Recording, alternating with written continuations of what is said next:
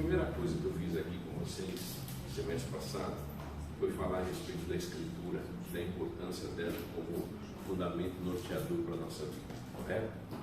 A gente viu que a escritura, e somente a escritura, é o grande fundamento através do qual a igreja permanece em pé ou cai. Ponto final. Ela não, às vezes a gente usa a nomenclatura de sola a escritura. Na minha opinião, é um equívoco.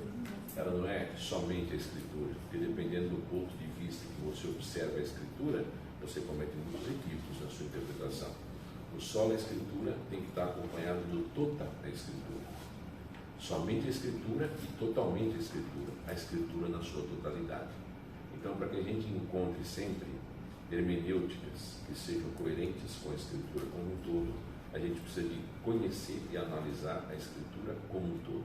Então, só a escritura vem acompanhado de toda a escritura, ok?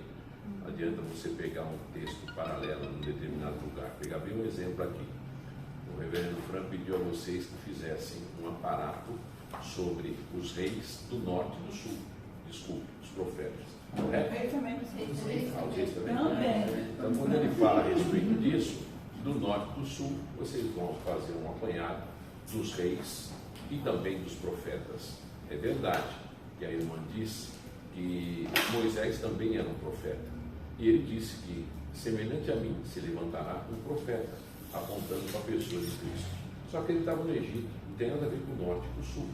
Então alguém, de forma desavisada, poderia dizer: Moisés também era um profeta, e por que você não colocou ele nessa lista aí? Bom, o professor não pediu. Ele pediu norte e sul, e não pediu Egito. Não é verdade? Porque se teve uma coisa que Moisés fez, foi ver com os olhos e lamber com a testa.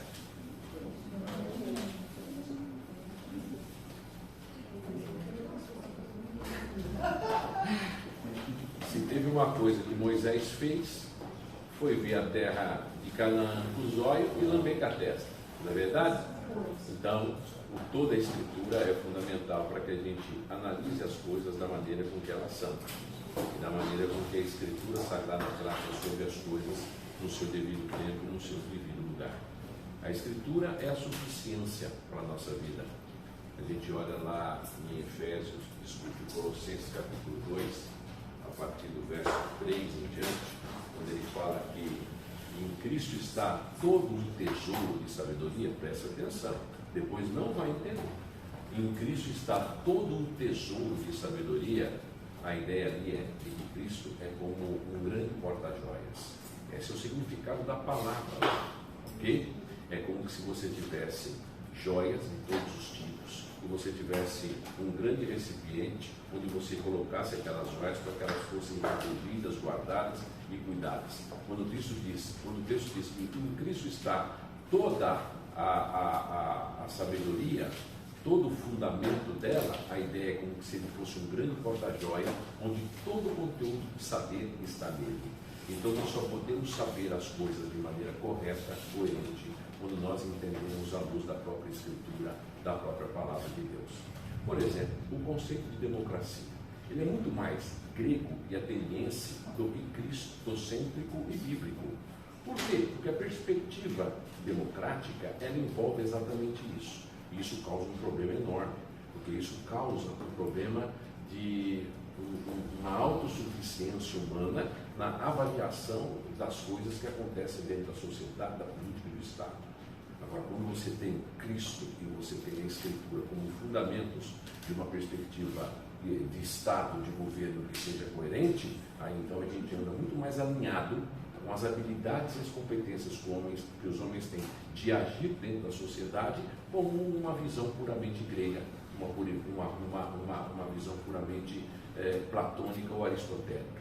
Então, a Escritura trata a respeito disso? Claro que sim. Ela trata a respeito disso de forma absolutamente coerente e mostra, inclusive, qual é o fundamento do Estado. Na proteção do homem, no cuidado do homem, no amparo daqueles que têm necessidade. Todos esses outros ministérios que nós vemos aí, eles são absolutamente espúrios do ponto de vista bíblico e estrutural. Eles não têm fundamentos de verdade absoluta na proposta de Estado e de governo que nós vemos. Não tem, porque não tem fundamento bíblico. A Escritura Sagrada diz que o Estado foi instituído para promover justiça. Ele foi instituído para promover justiça. O pobre, para a viúva e para o órfão. Gente que não tem dinheiro, gente que não tem proteção, gente que não tem finanças, e que o Estado deveria fazer, tanto para o rico quanto para o pobre, a mesma coisa. Só estou dando uma pequena palha, pegando essa questão política que envolve a gente, para vocês entenderem que esta visão, às vezes, de democracia, governo do povo para o povo, não tem nenhum fundamento bíblico. Nada, não tem uma ponta de nada disso na Escritura, porque é uma visão ateniense, é uma perspectiva grega, ela é antropocêntrica. É isso que gerou os grandes movimentos fascistas, os grandes movimentos socialistas que existem dentro do universo como um todo. Sem dúvida alguma. A perspectiva bíblica é outra, ela tem um viés republicano, a partir do momento que isso começa nas próprias instituições de igreja. Já pararam para pensar nisso? Qual que é o governo da igreja? É um governo republicano, onde vocês elegem pessoas para serem os representantes de vocês em instâncias maiores, presbíteros e diáconos, não é verdade? Esse é o fundamento da Escritura, onde o poder tem que ser sempre descentralizado e nunca localizado numa pessoa. É por isso que Isaías capítulo 33, verso 22, já falava do executivo, do legislativo e do judiciário. E a gente olha para isso e acha que é invenção da gente, porque as Escrituras dizem que Deus é o nosso juiz, é o nosso rei e é o nosso juiz, executivo, legislativo, é a nossa lei e é o nosso Senhor. Está tudo lá escrito em Isaías capítulo 33, verso 22. Então, quando você rompe com a perspectiva bíblica de analisar isso, eu falei, só para que vocês entendam, que a Escritura Sagrada trata de todas as coisas. Todas elas. Absolutamente todas elas. Para que quando a gente engloba a visão bíblica em tudo aquilo que a gente vai fazer, a gente vê que nela está o tesouro de sabedoria. Nela está, de fato, aquilo que nós podemos entender sobre várias coisas que acontecem no mundo. Eu falei sobre a questão política de uma forma muito frágil e rápida, só para vocês entenderem a dinâmica de tudo isso aí, onde a Escritura aborda temas absolutamente importantes e significativos para a nossa vida na sua suficiência. É a Escritura. Se a Escritura fala, eu calo a boca. Ponto. Agora, a interpretação da Escritura, ela deve acompanhar de forma harmônica o todo da Escritura, para que ela não seja vista em formas paralelas, fracionadas dentro da estrutura de mundo e de sociedade que a gente vive também. Okay? Então, é só para que vocês tragam a memória de vocês, uma lembrança de um pouco daquilo que eu falei há alguns dias atrás, no ano passado, quando eu estive aqui, sobre a Escritura como verdade de Deus. Por quê? Porque, posto isso, significa que todas as outras abordagens que nós fizemos, à luz da Escritura e dos fundamentos bíblicos, vão servir para que ampliem a nossa forma de compreensão sobre Deus, especificamente. Por quê? Porque quando a gente começa a estudar a respeito de teologia, a gente precisa entender que existe uma coluna vertebral em teologia. Ela começa na Escritura, ok?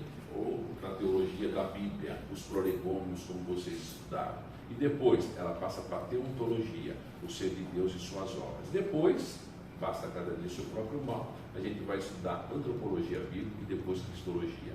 São 7, 8, dependendo da teologia e da forma de se pensar teológico de cada autor, para estruturar esse organograma da teologia sistemática. Tá? Como o curso de vocês é 3 anos, então a gente vai dar pelo menos 6 dessa teologia, ainda que é óbvio que vai faltar outras, sem dúvida alguma. Mas as outras que vão faltar, ou vocês podem fazer leitura, ou esperar um outro momento. Como, por exemplo, pneumatologia, angiologia, que são coisas que nem sempre vêm em grandes outros textos de teologia, mas que às vezes aguça um sentimento de curiosidade, né? Por exemplo, saber a teologia dos anjos, saber um pouco a respeito disso, a pneumatologia, a doutrina do Espírito Santo. Apesar de ter um livro desse tamanho, do Kuyper, ele é grande, mas ele é bom de ser lido. chamado A Doutrina do Espírito Santo. Ele deve ter umas 600 páginas, talvez um pouco mais.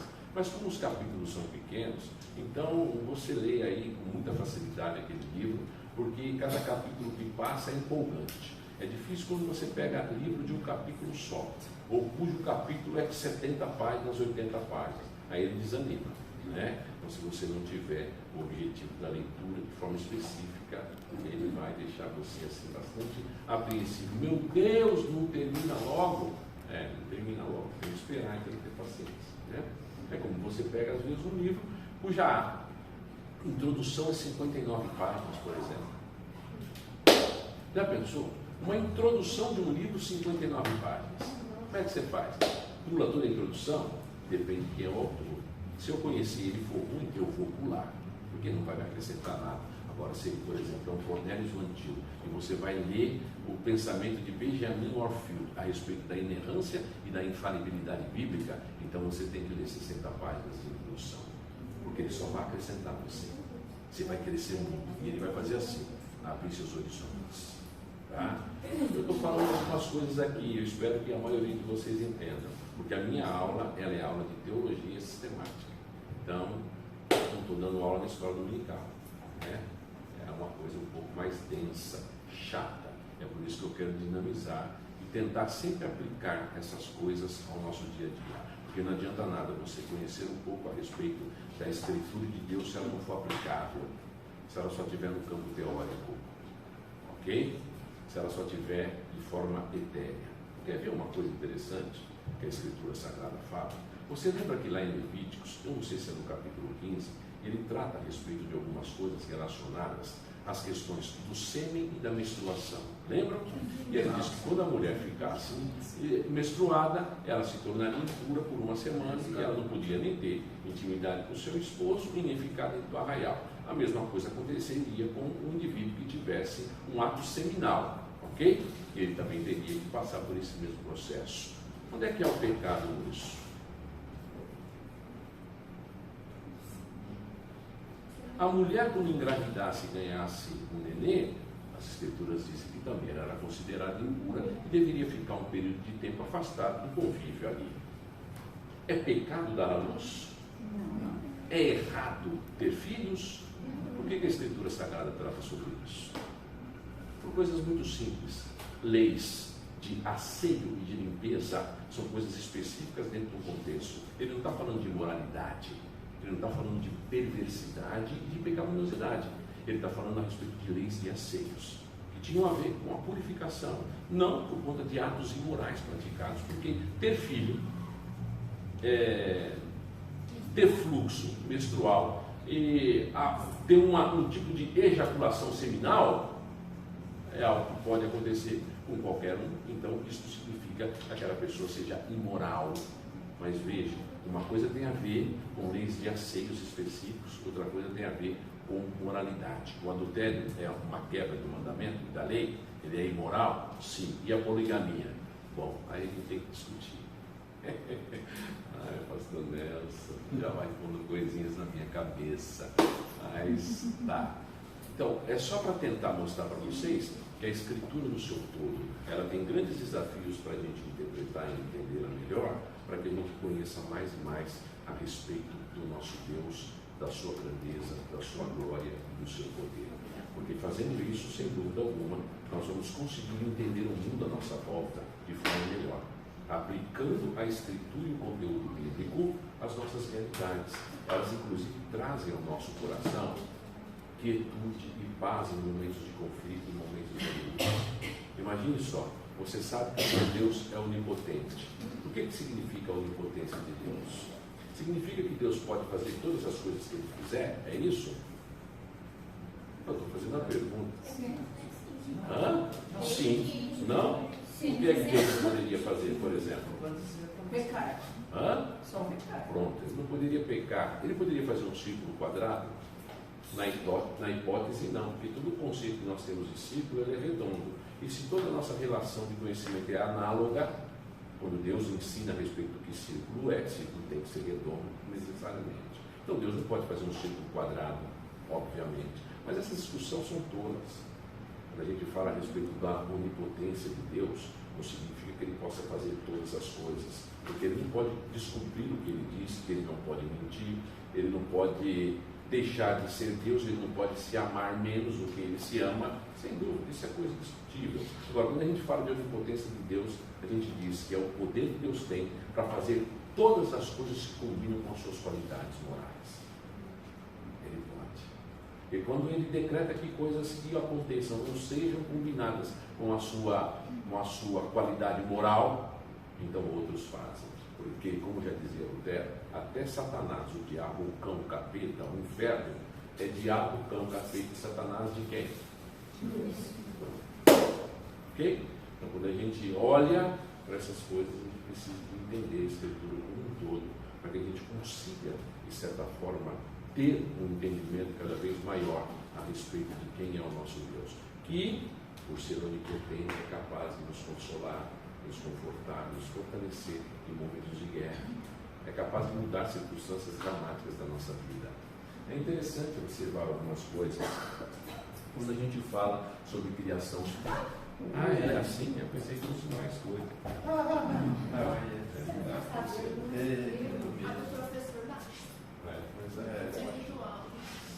Que é uma maior.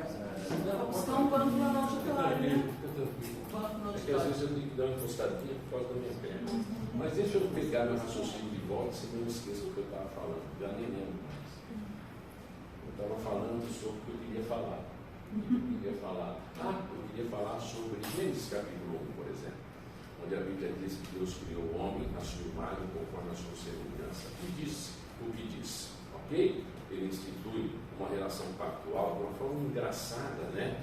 Você imagine que Deus, antes de ele criar Eva, ele criou o homem, correto? E ele andou com o homem no jardim, não foi?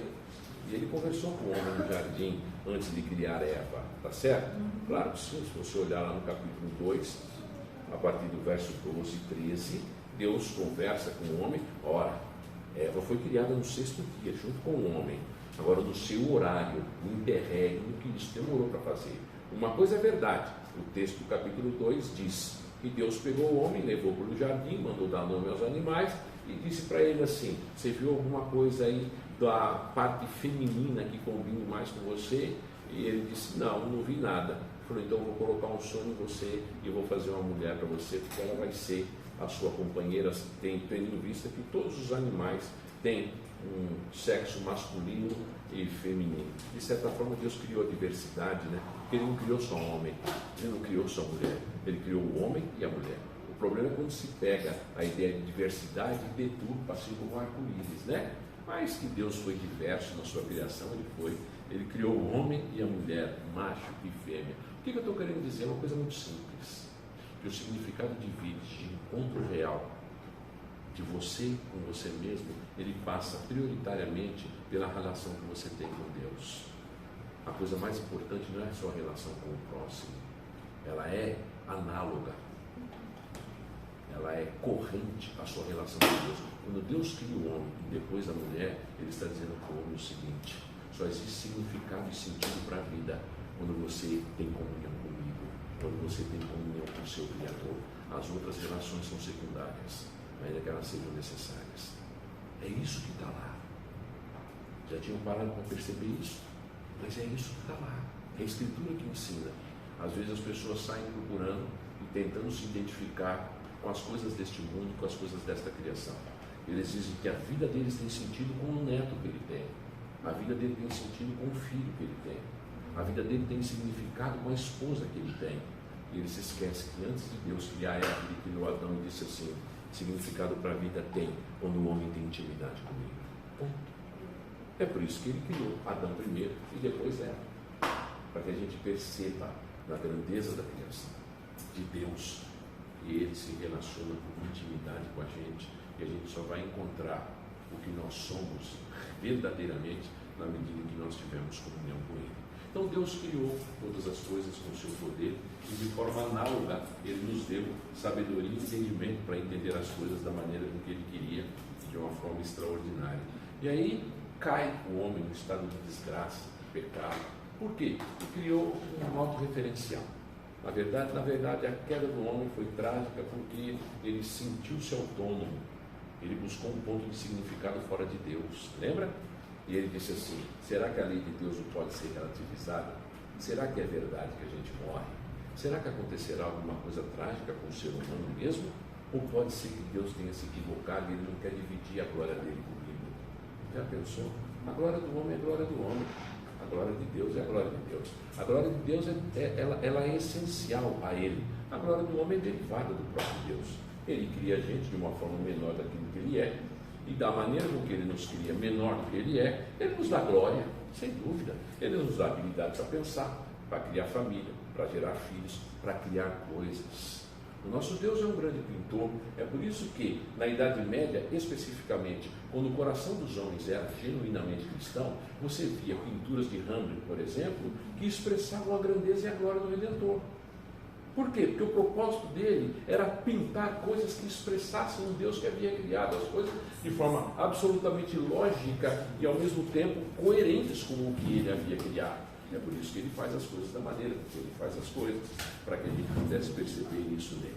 Então esse nosso Deus é um grande pintor, ele faz coisas extraordinárias e muito belas, sem dúvida alguma, mas nós também fazemos, nós também pintamos, ok? Ele tem uma relação coinerente entre ele e ele mesmo, Deus Pai, Deus Filho, Deus Espírito Santo.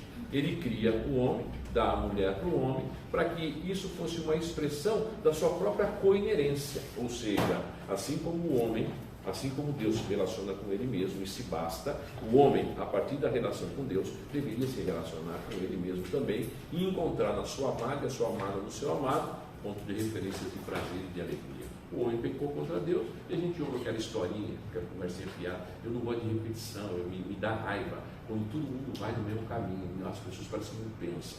Eu gosto de pensar e eu quero que as pessoas pensem. Isso é significativo, é importante. Então a gente pontua algumas coisas da história, como o iluminismo, o pós-modernismo, o relativismo, essa chinaiada toda aí, e dizemos assim: está vendo? Isso aconteceu por causa disso. Mentira.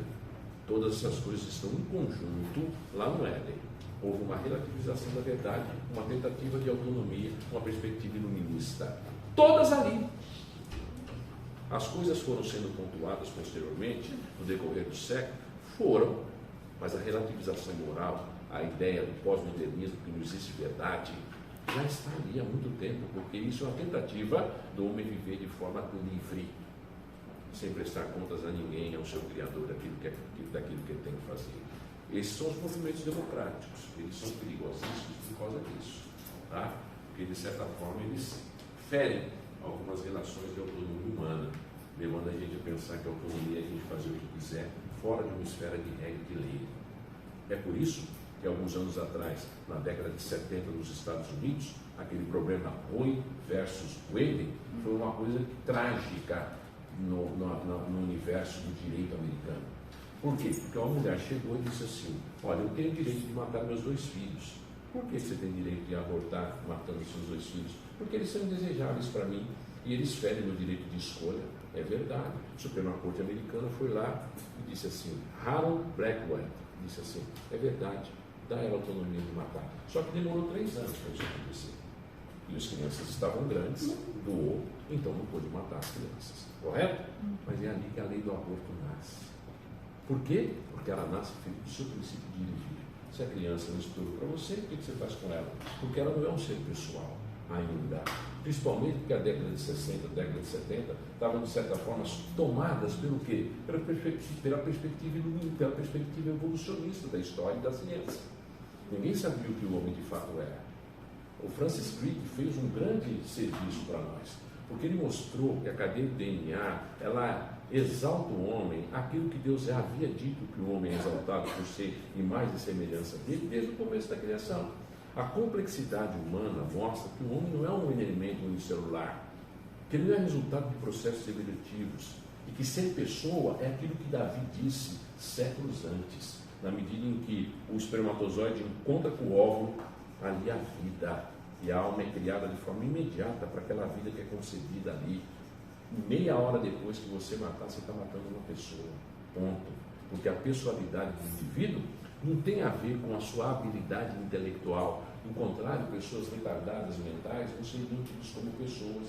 mas elas são imagem e semelhança de Deus, porque elas carregam aquilo que é essencial de Deus na vida delas, que é a capacidade de se locomover, de falar, de interagir, de existir como uma expressão da grandeza do seu Criador. Então, isso aconteceu lá atrás, na década de 70, com base numa visão evolucionista da história. Hoje, olha, não dá para discutir. Eu nem discuto mais, porque eu acho que é tão idiota um indivíduo tentar discutir comigo desse jeito, que eu dou as costas e dou o desprezo. Eu digo, essa é a sua visão, lamento, vai aprender mais, aí você vem conversar um pouquinho comigo. Por exemplo, Platão já dizia que o universo ele era eterno, correto? Poxa, nós estamos vendo aí que a matéria não é eterna há muitos anos. Até mesmo por conta da lei da termodinâmica 1 e da lei da termodinâmica 2. Se há expansividade no universo, ele não é eterno. Ele foi criado num tempo da história e ele se degrada ao longo dos anos. Isso mostra o quê? O universo não é eterno. A cadeia do DNA disse assim: você tem cerca de 250 bilhões de células no seu corpo, ok? E cada uma das células, das 250 bilhões, tem mais de 200 bilhões de células. Isso é um celular? Se era uma coisinha de nada e que foi virando essa complexidade toda, pronto, a ciência descobriu, através de vários assuntos e várias, vamos dizer assim, de variadas formas de entender o homem, que o homem é uma complexidade e que o homem não pode ser visto como uma coisa tão simples como eles viam antes, porque o homem é um bicho estranho, ele é uma máquina complexa. Não sei se vocês viram a Eva mitocondrial, que é uma célula que a Eva tem e nós temos também desde a época que ela tinha. Uma coisa interessante, as mulheres têm isso e os homens também. Isso mostra a nossa ancestralidade. Isso mostra que nós viemos de uma raça só. Nós viemos somente de um ser humano e não de macacos. Mas o indivíduo chega para você e quer lamentar desse ponto de vista, né? E aí então você vai dizer para ele que esse ponto de vista é impossível de ser argumentado. Mas o homem caiu, e eu comecei a falar um pouco disso exatamente para mostrar isso. O homem cai no estado de miséria no qual ele foi criado, no estado de resplendor e de glória, ele era a coroa da criação. Deus fez tudo isso aqui em 6 dias para que isso aqui fosse o arranjo da sua obra-prima para o homem morar. Deus é coexistente eternamente na pessoa do Pai, do Filho e do Espírito Santo.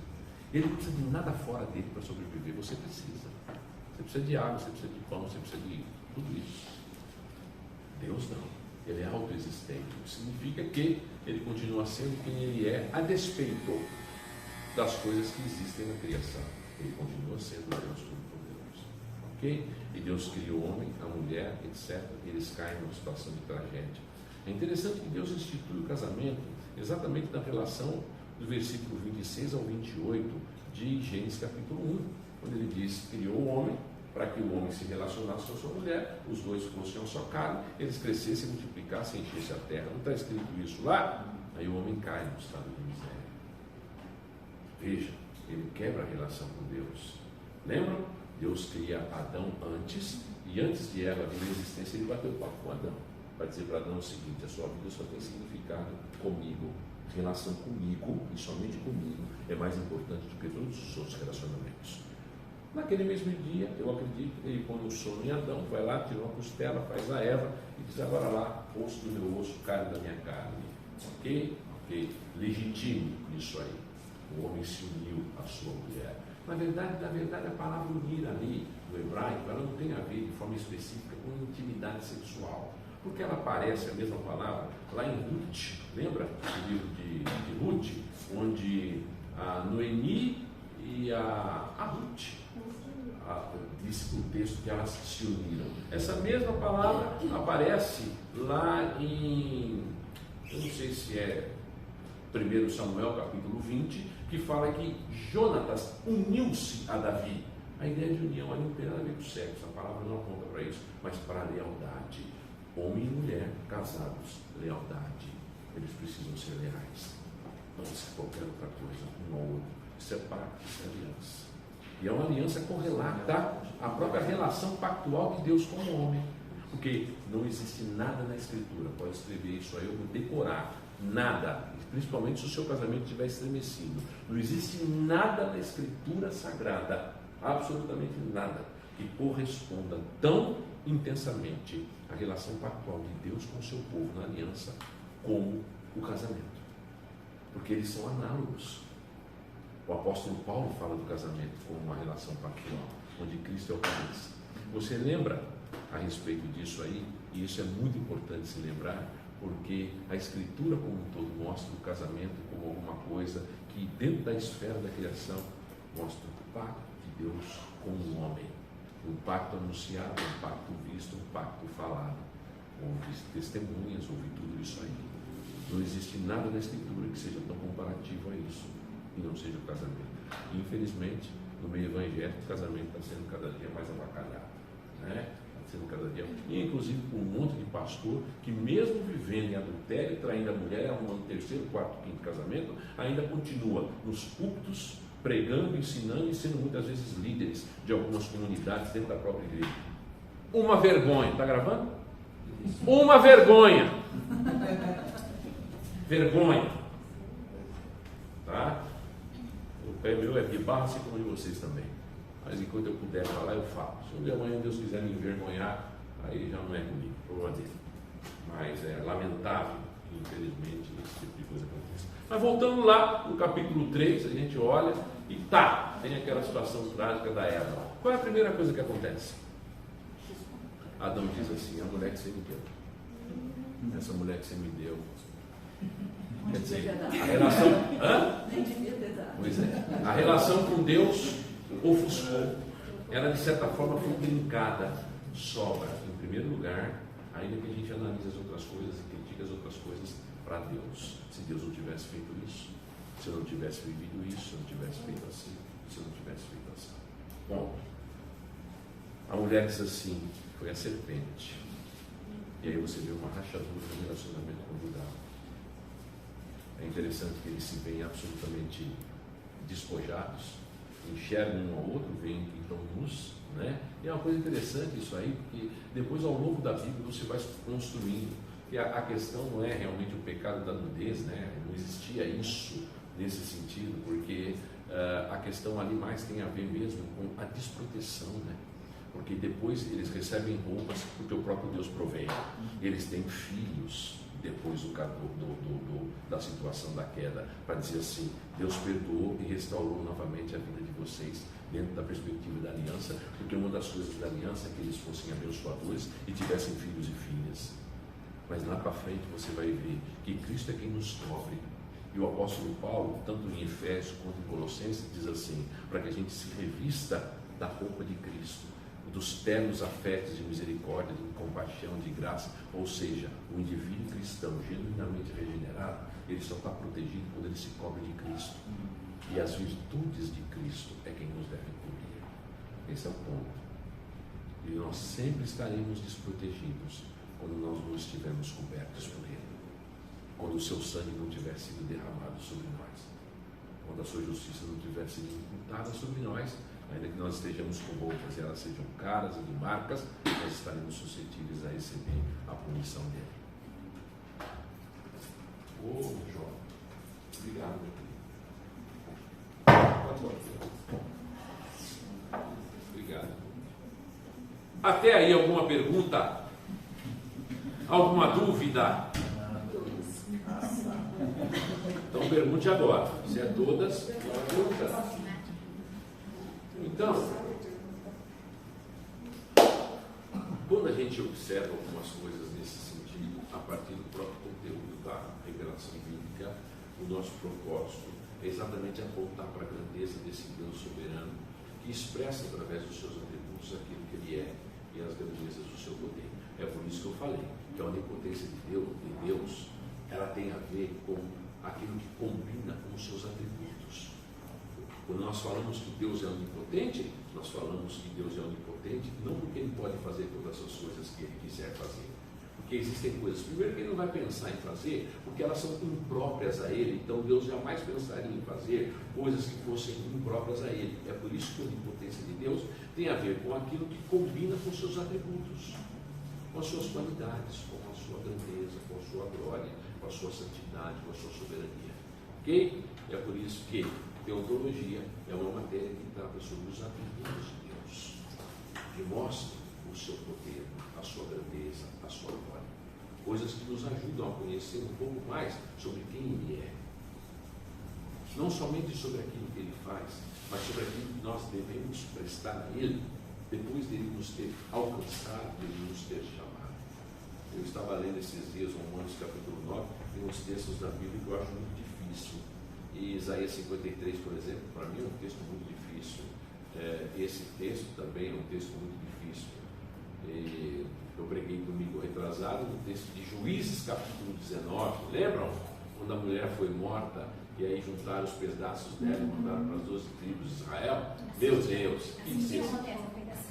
Ah, é? Você assistiu? Eu preguei esse texto domingo retrasado. Eu falei, meu Deus do céu. Mas sabe o que me encanta na Escritura? É ver a proposta de Deus da redenção do homem. Porque quando você olha, por exemplo, e eu estive reparando nisso, é óbvio que vocês também podem ser reparar, mas Juízes é instituído numa época em que cada um fazia o que queria na telha, lembra? Mas Juízes não acaba quando acaba o livro dos Juízes. Samuel foi um juiz. A época de Ruth foi uma época de juiz. Davi pegou uma época de juiz.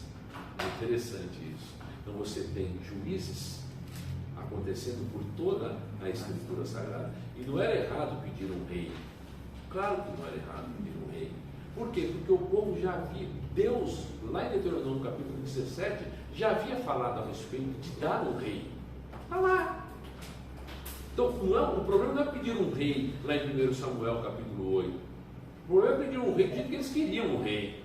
Se Deus estava conduzindo as coisas dentro de uma perspectiva teocrática, onde as vitórias estavam vindo, por que querer ser como os homens eram e as outras nações eram? Não tinha necessidade disso. Não é? Mas isso não significa que Deus não daria a eles um rei. Deus falou sobre isso, foi preconizado lá atrás, em Deuteronômio capítulo 17.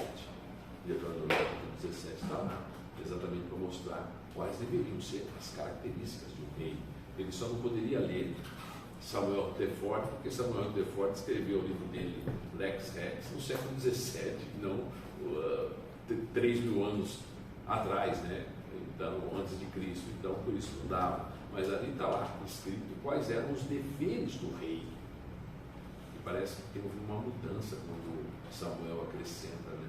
Agora o rei vai ser dono dos gados de vocês, da mulher de vocês, dos filhos de vocês, tudo é do rei.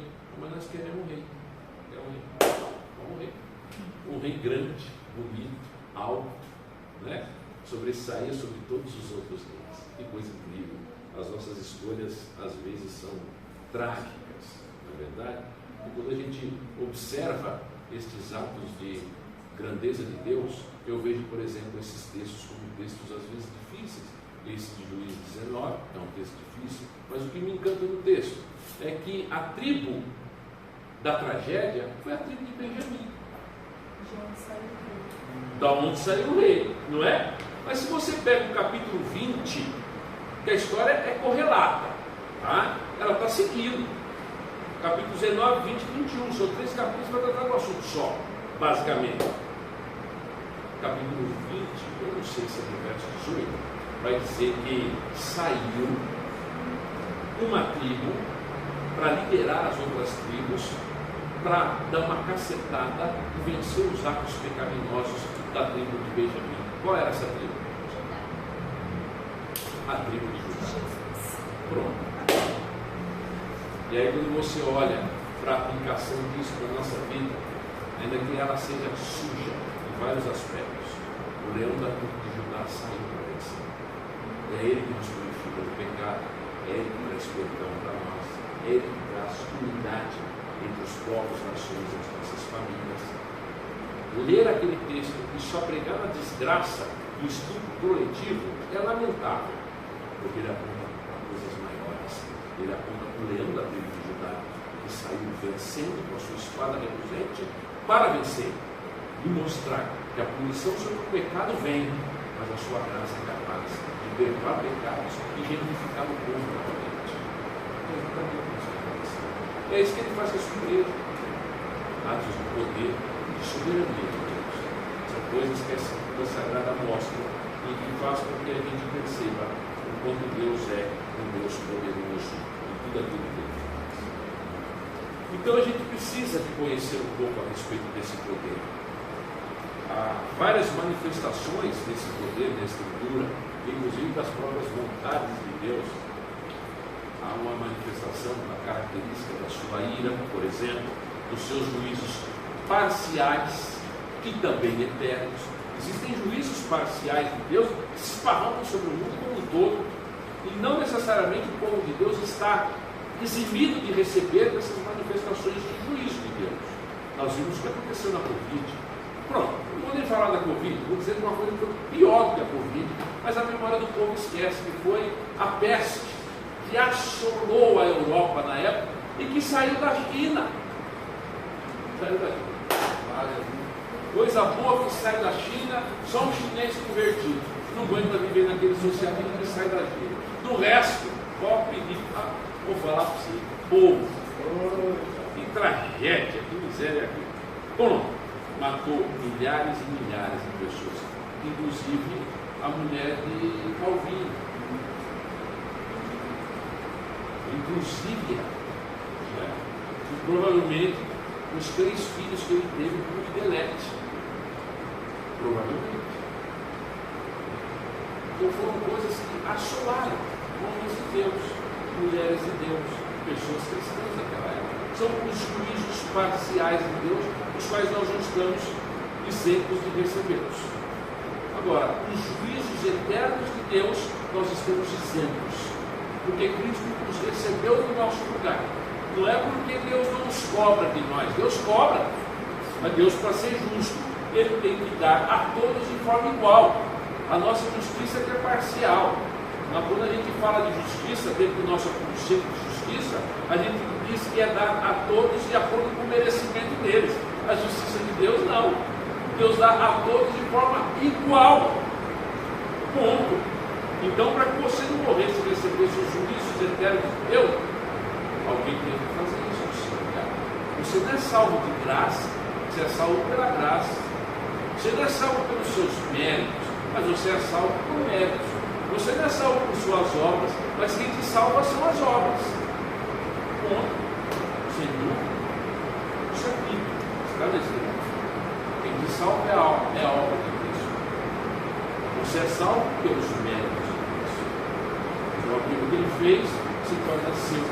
E através da imputação, Ele coloca isso sobre você, para que você receba, através disso, a reconciliação, o perdão e a justificação. Então, quando nós olhamos para essas coisas, são elas que nos livram da ira vindoura. Mas os juízos parciais de Deus, todos os homens recebem. Inclusive aqueles que às vezes aparentemente não têm nada a ver com isso. Lembra do servo Jó? Tá, eu falei de Jó, mas vamos falar a respeito de Jesus. Os atos punitivos de Jesus que ele recebeu não foi por causa dele. Jesus não merecia nenhum tipo de ato punitivo. Então as punições de Cristo não foram por atos que ele havia cometido. Ele não fez absolutamente nada para receber qualquer tipo de punição do dele. As punições que Cristo recebeu, elas foram punições devidas a nós. Ele continuou sendo inocente e sem pecado. Então, esse grande inocente sem pecado recebeu atos punitivos da parte de Deus, ainda que sejam de formas parciais, do ponto de vista do seu merecimento. Nós não. Tá? Mas ao mesmo tempo foram atos punitivos eternos sobre a pessoa dele. Ele morreu e ficou morto durante 3 dias. No terceiro dia ele ressuscitou. Mas as implicações disso em Cristo foram eternas, porque Ele te salva eternamente. Ele ofereceu-se pelo Espírito eterno. Então a gente às vezes é tão, vamos dizer assim, incapaz de dimensionar as grandezas das ações de Deus no que diz respeito à sua redenção em benefício do seu povo, e quando a gente fala de 3 dias morto, a gente pensa que pronto, acabou de morrer. Ele recebeu a ira eterna sobre ele. A gente não vai conseguir dimensionar isso. Primeiro, porque nós não vamos para o inferno. Segundo, porque nós somos seres criados, como criaturas de Deus, nós não temos capacidade de dimensionar as coisas que fogem à nossa pequenez e nosso enquadramento humano. Nós não somos capazes. Ponto. Agora Cristo é. Porque enquanto Deus, Ele é eterno. Enquanto o homem perfeito, Ele sabia que estava recebendo sobre si os atos da injustiça nossa, como punição sobre a vida dele. Então, isso é extraordinário. A gente fala de juízos da parte de Deus, e que tem a ver com sua vontade. A gente fala de juízos parciais, sem dúvida alguma, e a gente fala de juízos eternos. Sobre nós, eu espero aqui, não por nossos merecimentos, por qualquer coisa que a gente tenha inerente de nós, mas por conta da graça única e exclusiva de Cristo, nós jamais sejamos alvos disso, não é? Ao contrário, a gente desfruta sempre do seu prazer e da sua beleza. Conhecer a Deus nunca é demais, e principalmente quando nós conhecemos sobre Deus a partir das suas obras, dos seus atributos, das coisas que são qualificantes, qualitativas, à glória do nosso próprio Deus. Alguma pergunta? Alguma dúvida? Não? Não entendem tudo, não entendem nada.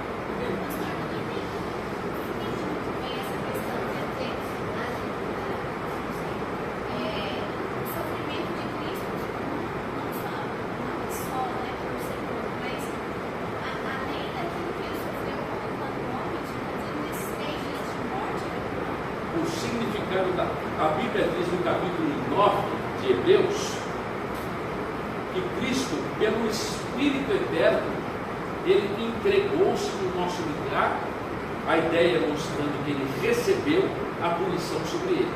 O fato de Ele ter ficado 3 dias morto não expressa na sua grandeza, no texto de 3 dias, o significado eterno da sua morte e da sua punição. A morte em Cristo teve dimensões eternas.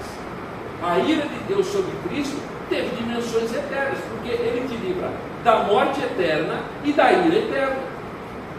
Entendeu? A grandeza dessa obra, ainda que ela seja expressa no tempo, na história, em 3 dias, a execução disso sobre Cristo, as consequências disso sobre Cristo, foram eternas, foram incomensuráveis dentro da nossa perspectiva. Para nós não é, mas nós só morreremos eternamente, porque senão o sacrifício teria que ser repetido. E o autor de Hebreus diz que esse sacrifício não se repete, foi de uma vez por todas da pessoa do nosso Redentor. Por quê? Porque as consequências, as dimensões dele foram eternas. Agora ele não podia ficar morto. Podia. E Romanos capítulo 4, verso 25, diz o porquê ele não podia ficar morto. Tá? Ele tinha que ser, porque todos os atos que ele fez de justiça foram aprovados por Deus, e Deus recebeu o ato sacrificial de Cristo como algo irrepetível. Os outros sacrifícios antigos, eles deveriam ser sempre representativos, e eles aconteciam constantemente. Em Cristo nós temos o sacrifício único. Todos aqueles eram apontativos para o Cordeiro que viria. Quando o Cordeiro vem, ele faz o cumprimento eterno do recebimento da punição eterna de Deus sobre ele e quita eternamente a nossa dívida. Por isso não paga mais. É por isso que ele tem que ser Deus. E é por isso que ele tem que ser homem. Como Deus, para oferecer um sacrifício eterno. Como homem, para receber as suas bordoadas, as suas tempestades, para receber as suas cusparadas, as suas humilhações e as vezes. Isso aí que vai ver. Você não. Ok? Deu para entender? Então o poder de Deus é algo extraordinário. E é comum a compreensão que muitos têm a respeito do poder de Deus. Por quê? Porque compreender a respeito do poder de Deus faz parte da constituição humana. Você conhece um cara que não é crente e que fala para você assim: eu acredito que Deus é poderoso. Ou não? Ele só não acredita que Deus é poderoso para mudar o coração desgraçado dele, que é a miséria que ele tem. Né? Ele não acredita que Deus é poderoso para impedir ele de bater na mulher dele, de ir para esses lugares mais ou menos vulgares. Aí não. Mas ele acredita. Se o filho dele ficar doente, Deus, eu faço uma promessa. Está gravando, né? Minha prima lá em Portugal, tive lá na casa dela, um tempo atrás, ela falou, primo, eu disse, diga, primo, eu saí daqui de Meda e fui até Nossa Senhora do Fato, andando para ver uma promessa. Sabe quantos quilômetros? 340. A pé. Falei, é mesmo?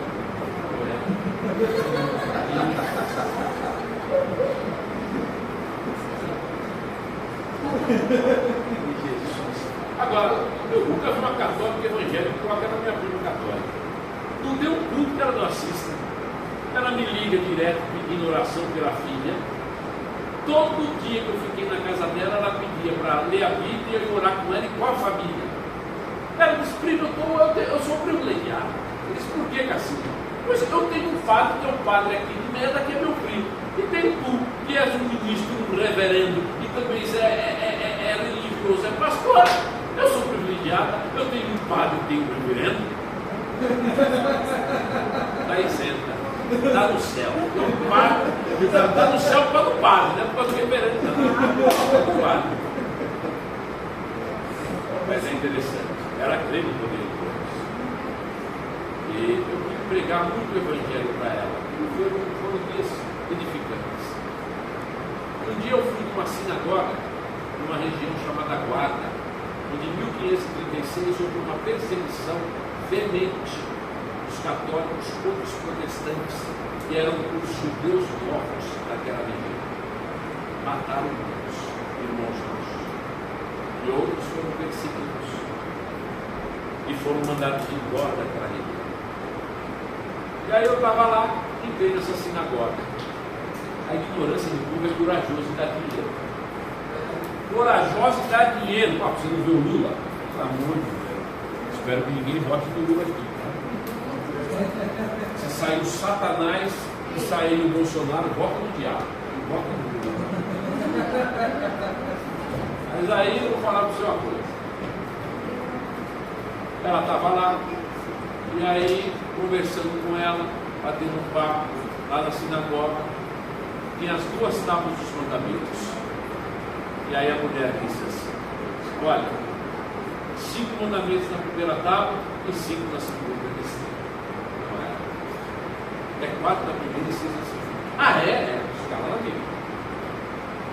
Aí entrou um judeuzinho. O judeuzinho entrou, falou, o cartão tão sujo. Rapaz, isso não é possível, não estava desdenhado tão sujo. Começou a falar da vestimenta das mulheres, de que Deus estava voltando, que as mulheres que vestiam roupas de homens, e aí fez aquela apologética dele, estava eu e meus 2 primos lá, que não era crente. Eu falei, meu Deus, vou deixar meus filhos dessa bobagem. Eu falei, ô primo, vamos embora. Aí virei, estava lá na sinagoga, aí quando eu saí, meu primo mais ou menos assim comigo, né? E aí, primo? Você achou? Não, mas eu achei muito radical. Esse filme é muito radical falar uma coisa como essa. Ter roupas mulheres não podem usar isso. Eu achei muito radical. Esse cumprimento de lei. Eu falei, primo, eu vou falar com você. Ele está errado. Mas existem coisas que você precisa saber a verdade a respeito disso. Por quê? É necessário que se cumpra a lei para se salvar. Não esse tipo de lei cerimonial. Não esse tipo de lei que às vezes a pessoa faz porque está dentro do contexto em que ela vivia. Não é esse tipo de lei. Mas a lei moral de Deus, que é os mandamentos de Deus, o homem só pode ser salvo se guardar essas leis. Agora, deixa eu dizer uma coisa para você. Deus, quando criou o homem, ele criou o homem perfeito, sem pecado e sem nenhuma mácula. Ok? O homem enredou por caminhos que desonraram a Deus. Tornou-se um homem desobediente à lei e à palavra de Deus. Certo? Só que o homem era incompetente para fazer qualquer movimento que fosse diante de Deus para conquistar de Deus algum favor. O que é que Deus fez? Mandou que Cristo viesse ao mundo através de um pacto de redenção feito entre eles para que Cristo viesse guardar a lei, morrer pelos nossos pecados, ressuscitar ao terceiro dia, para que os atos da justiça de Deus em Cristo fossem imputados sobre você, para que você cresce nisso, você não recebesse mais a condenação e você pudesse viver em paz e reconciliado com Deus, não por guarda de roupa, mas por conta da lei de Deus que você é competente de guardar. Entendeu isso, primo? Perfeitamente, primo, perfeitamente. Eu falei, então agora, começou a acreditar. Comecei sobre outras coisas, porque eu estava ali também para dar o testemunho nesses momentos que eu vou falar a respeito do Evangelho com propriedade. Não tem uma igreja evangélica naquela região. Nenhuma. Nenhuma.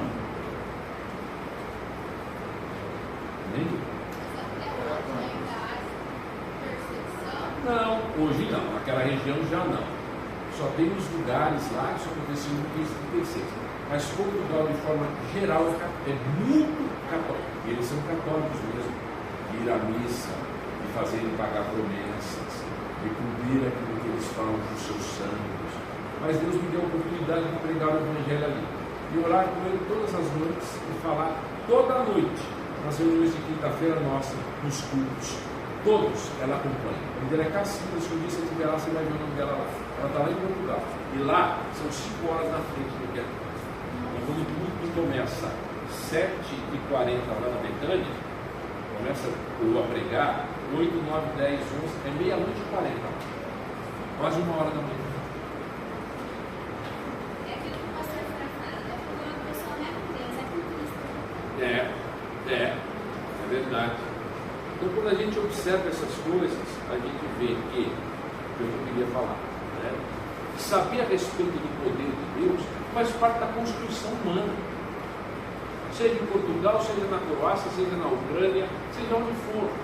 Existem aspectos que a gente diz assim, eu gostaria, tá? Eu creio que Deus pode fazer um milagre na minha família. Eu acredito que Deus possa mudar essa situação. De forma geral, esse tipo de coisa está presente no coração dos homens. Isso é fato. Por quê? A pergunta não é saber isso, porque você sabe. Você tem parentes que não são crentes e às vezes ligam para você e dizem, oração lá para o pastor da sua igreja, porque a minha situação está feia. Ó, e na época do Covid? Meu Deus do céu. Hein? E na época do Covid? Liga, pelo amor de Deus, pede para orar lá. Tem que pagar alguma coisa? Não paga nada. Não paga nada. É de graça. É de graça. Né? Não paga nada não. Mas quantas e quantas vezes nós vimos isso? Por quê? A questão não é que isso aconteça, porque isso acontece, isso é fato. Agora, por que isso acontece? Essa é a questão. Isso acontece por uma coisa muito simples. Porque todos os homens são imagem e semelhança de Deus. No fundo, eles sabem que Deus existe, que Deus se faz presente nesse mundo. Ainda que eles tentem, de certa forma, esconder isso. Eles fazem uma hermenêutica, uma interpretação equivocada, mas as leis estão gravadas no coração deles. Lá em Romanos, capítulo 2, verso 15, a Bíblia diz, estes homens ímpios mostram a lei de Deus gravada nos seus corações. E a lei de Deus gravada no coração do homem aponta para a grandeza de Deus. Ela mostra que este Deus é grande, que Ele é soberano, que Ele é sublime, ainda que muitas vezes nós tentemos nos afastar dele. Quando você pega Romanos capítulo 1, a partir do verso 18, o texto diz, tendo conhecimento de Deus, não adoram por Deus. Eles têm um conhecimento, que é um conhecimento que eles têm e não têm ao mesmo tempo. O conhecimento do ímpio é assim. É conhecimento e não é ao mesmo tempo. Ok? Ele é o conhecimento, que é o conhecimento parcial, de uma regra gravada no coração, mas não é o conhecimento genuíno que o faz adorar a Cristo e amá-lo. Por isso, o homem ímpio, ele conhece e não conhece. Ele crê e não crê, ao mesmo tempo. É simultâneo. E implica em duas coisas diretas nisso na vida deles. A primeira, idolatria. E depois, a imoralidade sexual. São coisas resolvidas. É por isso que Peter Jones escreveu anos atrás um livrinho chamado assim, O Deus do Sexo. Pode ver, é uma coisa incrível. Quando nós perdemos a percepção da adoração genuína, essas coisas afetam diretamente a moralidade humana. E isso não é de agora, isso sempre foi assim. O apóstolo Paulo já dizia sobre isso. Isso não é novidade para mim. Então há um fundo avaliável na nossa forma de entender, interpretar e conhecer a Deus. Isso implica diretamente na nossa moralidade. Mas Paulo fala isso. Ele fala que a falta de conhecimento de Deus gerou idolatria, como está escrito lá, e porque eles se tornaram idólatras, Deus os entregou a ponto de mulher com mulher, homem com homem, relação homoafetiva, homossexual, todo tipo de bandalheira, todo tipo de coisa suja possível. Está lá no texto. Não está legal aqui. Não encontrou segurança, sustentação e relacionamento aqui, as outras coisas se tornam banais. Não se alarmem quando vocês veem, porque quanto mais distante o homem se torna da escritura de Deus, mais suscetível ao fazer o que lhe presta, ele também está.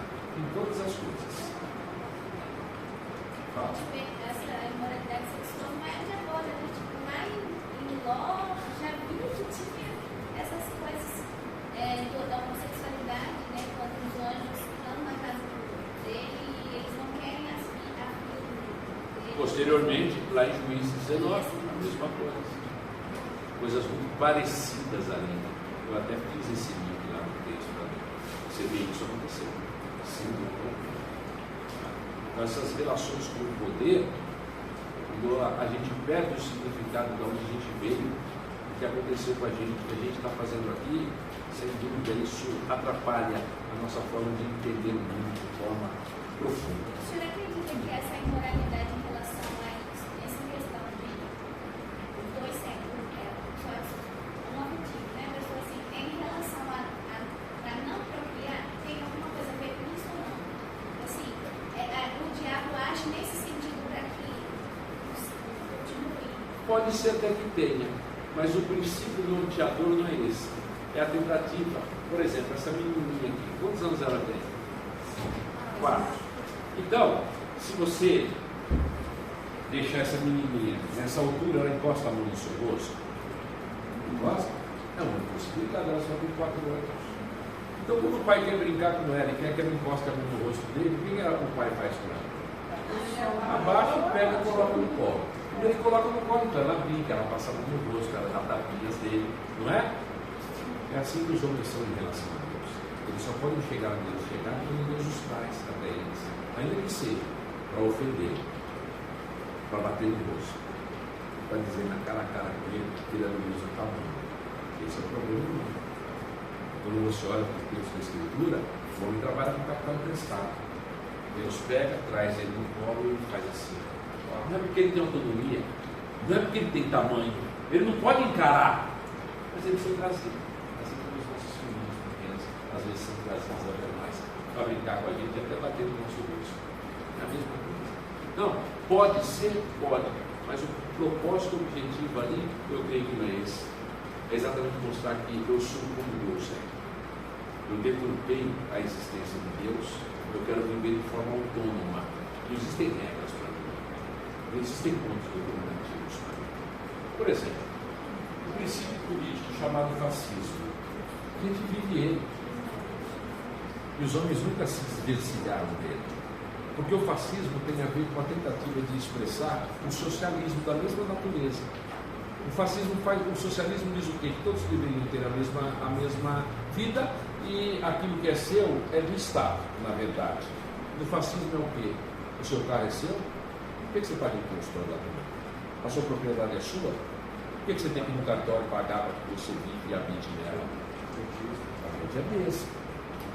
Isso não tem a ver com a política de Bolsonaro ou outras passagens. Isso faz parte do norteamento da política mundial. É assim.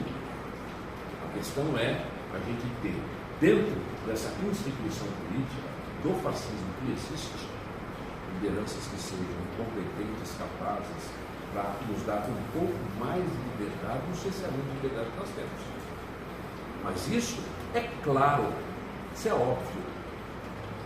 O Estado domina, o Estado é bom. Só que as escrituras dizem que o destino é a terra toda a sua plenitude.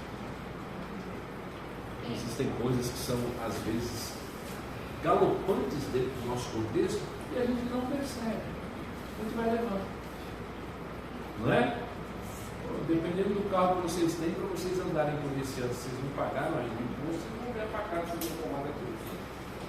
Tá.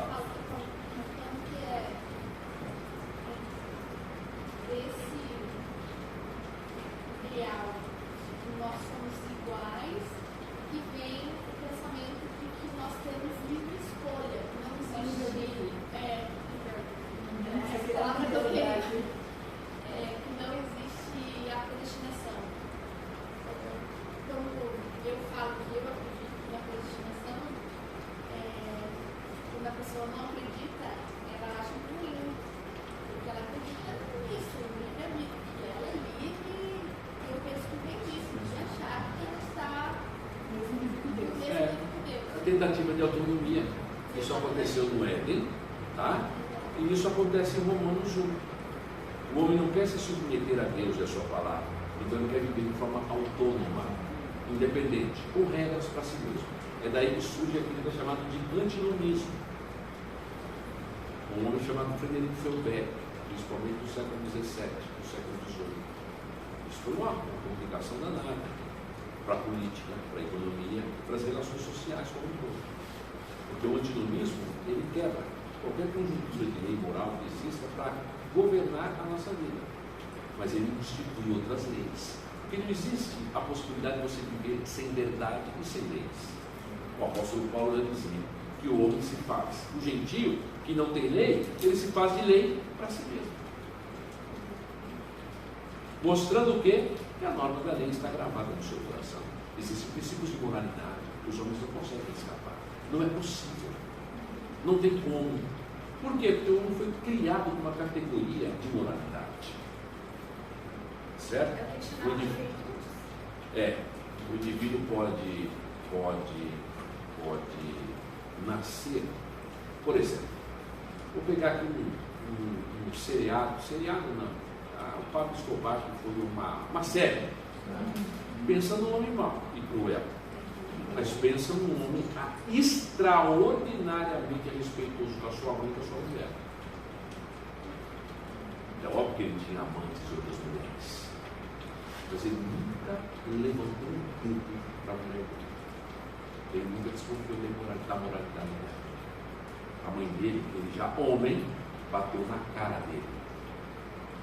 E ele não esboçou nada contra a sua mãe. É interessante. Isso é fato. Pensa num homem cruel e mau. Ruim.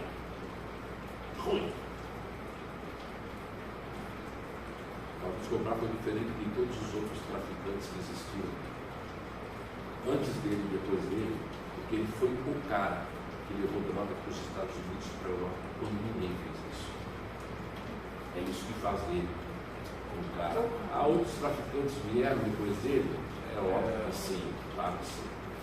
Mas ele inovou nesse sentido. Agora, pensa num cara que, com relação à mãe dele, é uma coisa incrível. E a mãe dele falava, e o filho retrata bem isso, ele abaixava a cabeça.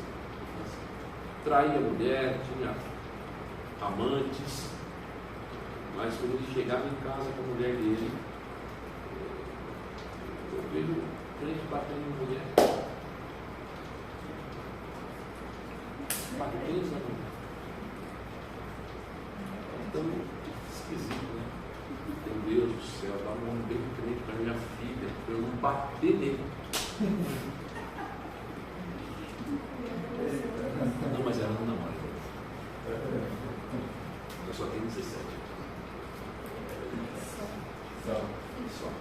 Mas então, quando eu estou falando, voltando aqui ao texto depois dessa digressão pequena, a norma da lei gravada é uma coisa interessante, porque ela aponta o significado daquilo que nós conhecemos sobre o poder de Deus. Primeiro, porque nós somos em imagem e semelhança do nosso Criador.